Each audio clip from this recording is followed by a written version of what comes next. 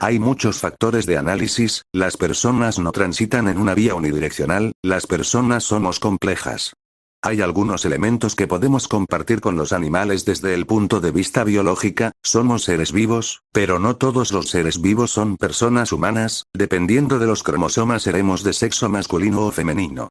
Si fuéramos al artículo 55 del Código Civil sería fácil construirla, pero eso es una norma y muchas veces la norma jurídica reconoce realidades preexistentes, y el artículo reconoce a la realidad preexistente de ser humano. Sin duda, la ley reconoce, mas no crea la calidad jurídica de persona por regla general.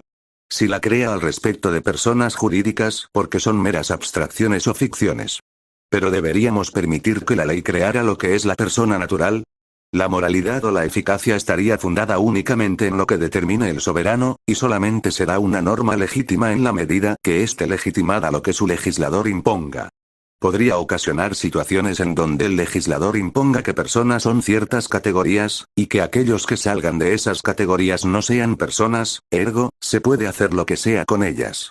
Las personas con síndrome de Down lógicamente son seres humanos, también son personas y no por eso se le privan de algunos derechos, como por ejemplo, dependiendo del tipo de grado del síndrome respecto de una voluntad libre y espontánea, una persona con síndrome de Down por materia proteccional es privada de algunas realidades jurídicas como el derecho a contraer matrimonio. La capacidad tiene una doble dimensión, la capacidad de goce como la capacidad de adquirir derechos y obligaciones, y la capacidad de ejercicio y la capacidad o aptitud legal para ejercer esos derechos o obligaciones por sí mismo, pero nacen sin la capacidad de goce. Hay personas que no pueden adquirir derechos hereditarios, y no porque no sean personas, básicamente para poder obtener una capacidad hereditaria hay que existir como persona desde la concepción.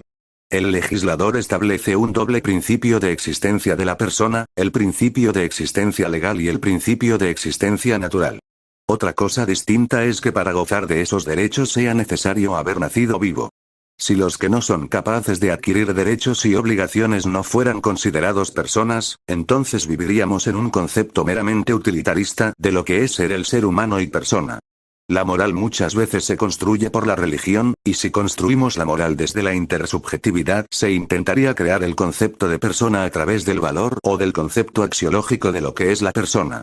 Construir una realidad jurídica a partir de una percepción intersubjetiva es riesgosa porque nos llevaría a un capricho o a un árbitro. La moral puede ser un estándar de conducta, pero no puede ser la definición de la creación de una esencia de una categoría jurídica.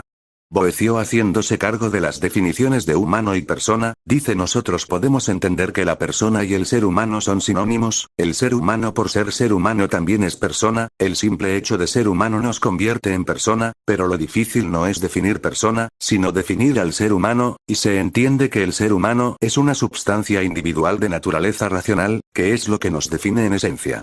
La substancia individual es lo que compete al ser en sí y a los demás no, alguien es alguien porque es él, y el hombre es un ser en sí mismo, y en los demás no, lo que permanece cuando hay cambio, o sea, el ser humano por el simple hecho de ser persona, por simple definición, es inmanente, no cambia, es inmutable, desde un punto de vista de su reconocimiento, todos somos seres únicos, exclusivos y diferentes que lo identifican y que lo diferencian de otro ser, por tanto, confluye todo esto en una realidad indivisa, y distinta de las demás, que es liberalizada por sí misma porque todos somos seres humanos particulares, no es una normación, no es una categoría que funcione en virtud de una conjugación de distintas personas, todos somos personas porque estamos orientados a una individualidad que lo diferencia de otro. Eso es lo que plantea Boecio respecto de la conjugación de la sustancia, pero esa sustancia por sí misma también se puede entender respecto de todo aquello que tiene una individualidad, incluso los animales.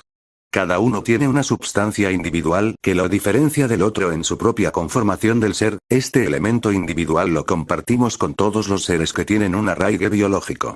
Lo que importa es lo que prima del ser humano y de la persona, y es naturaleza racional porque el ser humano está llamado a ser una especie que se desarrolla en indistinto del intelecto, a diferencia de otras especies. Lo que es propio del ser humano es ser racional por la potencia de ser racional, y compartimos la individualidad con los primates, con los otros seres, pero por ser racionales como seres humanos y personas, de acuerdo a Boecio, estamos puesto en otro orden de ser que ha sido reconocido, no creado, sino reconocido por el propio ordenamiento jurídico, al cual le ha atribuido también una categoría especial respecto de la protección de derechos y la posibilidad de acceder a otras realidades que son jurídicas.